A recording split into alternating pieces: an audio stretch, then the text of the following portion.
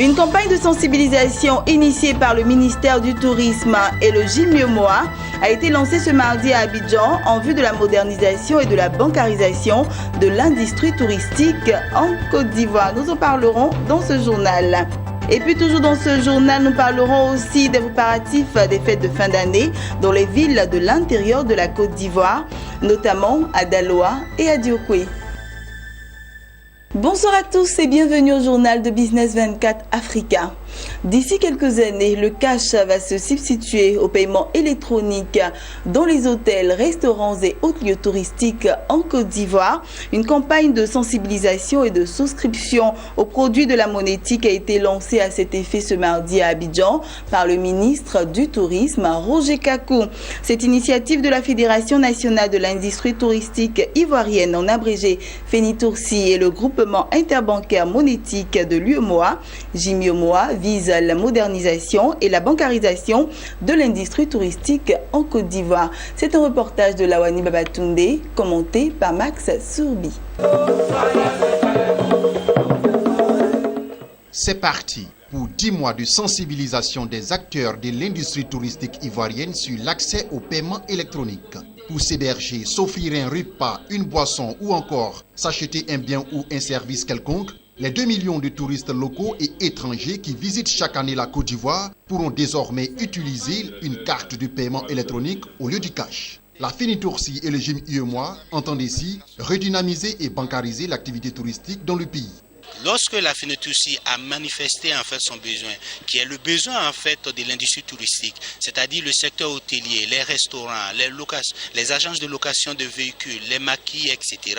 Alors nous avons trouvé opportun de les accompagner à travers notre savoir-faire, de les accompagner en fait à travers la formation, la sensibilisation, et nous allons les soutenir par différents mécanismes en fait de sponsoring également pour leur permettre en fait d'atteindre les objectifs en fait d'adoption des moyens de paiement électronique. Mais je rappelle que ces moyens de paiement électronique, ils vont les acquérir auprès des institutions membres du JMIEMOA, mais nous sommes un facilitateur, un fédérateur pour pouvoir permettre en fait ce développement et cette promotion. C'est pour moderniser notre secteur, c'est pour rendre plus formelle notre activité, nos membres, notre activité, et pour que aussi les banques puissent avoir une visibilité sur nos entreprises pour pouvoir nous accompagner. Cette campagne va sillonner les principales zones touristiques de la Côte d'Ivoire. Un projet national qui a reçu le soutien de la Chambre du commerce et d'industrie de Côte d'Ivoire et du ministère du Tourisme. À travers la tutelle, tout le gouvernement semble résolu à accompagner cette initiative qui va certainement augmenter les recettes touristiques du pays. Des recettes estimées à 300 milliards de francs CFA en 2015.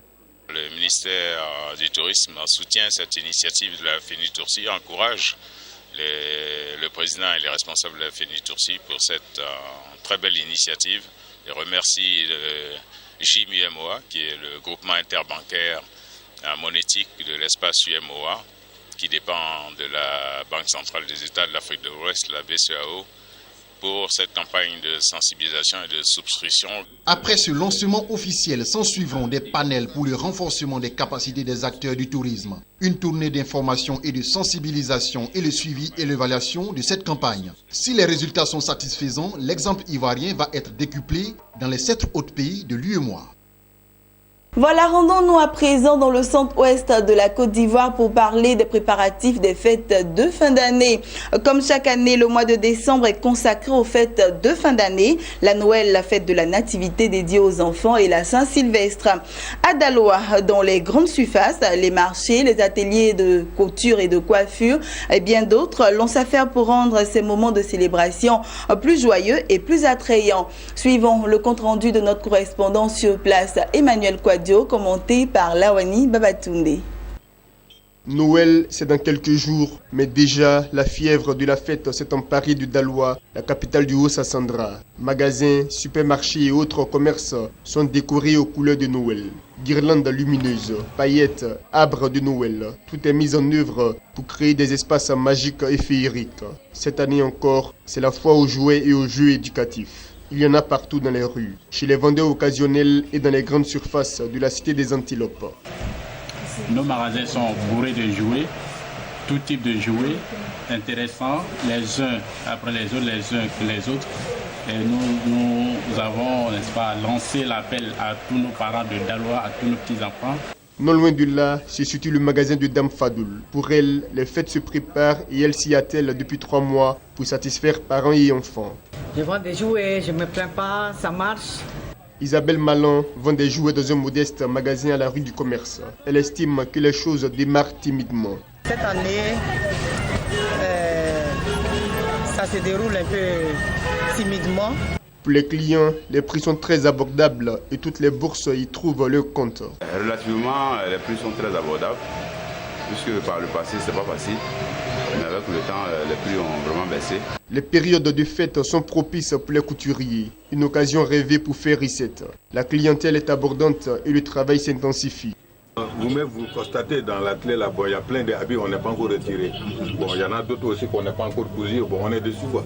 Voilà. Les boutiques, les clients envoient les habits, on fait les programmations et puis selon les rendez-vous, on livre progressivement. Voilà, surtout que cette année, on a eu plusieurs fêtes ensemble. À la fête des Maolus, on a libéré les gens des Maolus. On est en train de préparer les gens de Noël et de janvier. Voilà, donc on est en train de lutter fort. Souvent on travaille la nuit, voilà, comme le jour. Au niveau de la direction régionale du ministère du Commerce du Haut-Sassandra, l'on veille au grain pour éviter les excès en cette période où les prix prennent de l'ascenseur. Pour les commerçants véreux, la direction régionale du commerce pratique la surveillance du marché. Il y a la surveillance du marché, qui est l'objectif essentiel, qui fait partie aujourd'hui de nos missions régaliennes. Et cela passe par le retrait systématique de tout ce qui est produit périmé, produit prohibé, produit avarié. Nous procédons au retrait de tous ces produits de manière systématique. Restons toujours dans les préparatifs des fêtes de fin d'année. Les fêtes constituent des moments de réjouissance des populations, mais elles présentent également de véritables indicateurs économiques. Fort de cela, notre correspondant à Diokwe, c'est dans l'ouest de la Côte d'Ivoire, nous a plongé dans les préparatifs des fêtes de fin d'année dans cette région afin de nous rendre à l'évidence de la santé financière de cette localité à la veille des fêtes de fin d'année. Suivons le reportage de notre correspondant à Diokwe, Théodore Kanga, commenté par Sandrine Bamba. L'effervescence dans la ville, signe qui montre bien que ce sont les fêtes de fin d'année. Le marché de Diokwe bat son plein. Commerçants et clients ont pris d'assaut les voies du marché de Diokwe. Plus de passage pour les véhicules et autres engins de déplacement. Pourtant, cette affluence dans le marché n'est pas forcément signe de bonnes affaires. Certains commerçants, comme Doumbia Aruna, responsable d'une mercerie, a fait remarquer qu'entre les rendements de l'année dernière et celles de cette année, il n'y a pas de grande différence. Même son de cloche dans les ateliers de couture Le Rocher. Cette année-là, moi, je ne sens pas trop la fête. On dit cacao à 1100 francs, ça va bouger, mais ce n'est pas trop ça par rapport aux années passées. Mais comme Dieu n'abandonne pas ses enfants, ça va, ça commence à aller un peu. Même si tu dis un complet à 5 000, d'autres se cassent la tête. Il y a d'autres qui sont prêts à faire ça à 2 500 000 francs. Mais le magasin aussi, il paye le magasin à 30 000. Il ne peut pas faire un complet à 2 000 pour donner à quelqu'un. C'est trop moins cher. Peut-être 5 000 comme ça, c'est bon, ça peut m'arranger. Bon, même quand un client vient, même que tu lui proposes ton prix pour que tu puisses faire le travail normalement, bon, c'est pas ça. Tout le monde parle que ça ne marche pas, la crise, ça ne va pas. Un peu mieux. Cette année-là, je trouve ça cher. Le marché, en tout cas, c'est cher. Le marché est cher en tout cas. Je suis que j'ai acheté la semaine passée, c'était 7 000 francs. Aujourd'hui que je reviens et je parle de 12 000 francs. Donc je suis étonné.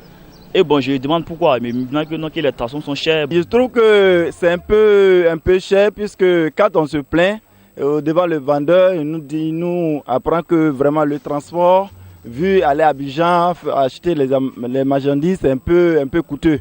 À la rue Princesse de la ville, Maquis et Bar ont fait peau neuve. Ils ne veulent pas rester en marge de ces fêtes de fin d'année. Nous sommes très importants au vu de la clientèle au sein à Diokwe ici.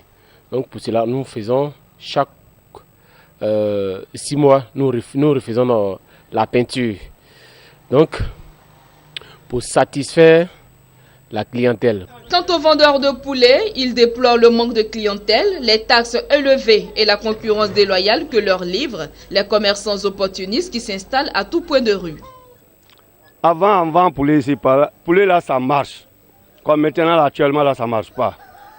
Je le fais, ça ne marche pas. Parce que pourquoi ça ne marche pas? À la rentrée de là, je la fête, tout le monde vient nous bloquer là-bas. Donc nous, tout client qui sort là-bas, là, et paye poulet là-bas pour se retourner. Mais il n'a qu'à nous aider pour ça. Chaque jour, chaque fin de mois, on paye petite place là. Et puis on est trop nombreux sur place là. De là-bas jusqu'à ici, là, tu vas compter, ça va partir au moins 40 ou bien 30. 3 personnes ou bien 4 personnes par caisse. On n'a même pas de place. Ici, là, c'est un voie public. Il n'a qu'à nous aider, de nous donner un bon place où on peut se débrouiller. L'année dernière, ça allait un peu mieux. On est assis, il n'y a pas de clientèle. Présentement, rien ne va. La préparation de la fête, les gens se disent qu'ils préparent la fête, mais celui qui vient, il dit qu'il n'y a pas l'argent, il n'y a pas l'argent, il n'y a pas l'argent. Diokwe est une zone essentiellement agricole, mais malgré la hausse du prix du kilogramme du cacao qui est passé de 1000 à 1100 francs, soit une augmentation de 10%, l'on ne perçoit pas la répercussion sur l'économie locale. Mais quels que soient les inconvénients, les populations se préparent tant bien que mal à bien passer ces fêtes de fin d'année. Voilà, poursuivons ce journal avec ces informations en bref et en images. Le comité de politique monétaire CPM de la Banque des États de l'Afrique centrale, la BEAC, a tenu sa 4e réunion ordinaire ce mardi à Yaoundé, au Cameroun, au cours de laquelle le CPM a indiqué que la croissance de la communauté économique des États de la CEMAC va se situer à 1,0% en 2016, un taux en baisse comparé au 1,7% annoncé en octobre et au 1,8% prévu en juillet 2016. Le comité de la BEAC a décidé de maintenir inchangé le taux d'intérêt des appels d'offres à 2,45%. Et puis nous terminons avec cette autre information. La France et le Sénégal ont signé le 21 décembre des accords de prêt d'un montant global de 195 millions d'euros destinés à financer le projet du train express régional qui doit relier Dakar au nouvel aéroport international Blaise Ndiaye. Ces accords de prêt du Trésor et de l'Agence française de développement AFD ont été signés en marge d'une visite du président sénégalais Macky Sall en France. Et ce projet qui se situe dans le cadre du plan Sénégal émergent, un plan de développement lancé par le président Macky Sall en 2014, a pour objectif de faire du Sénégal un pays émergent à l'horizon 2035, sera réalisé essentiellement par des entreprises françaises. Voilà, j'ai été très heureuse de vous avoir présenté ce journal. Je vous souhaite une excellente suite de programmes sur notre chaîne de télévision Business 24 Africa.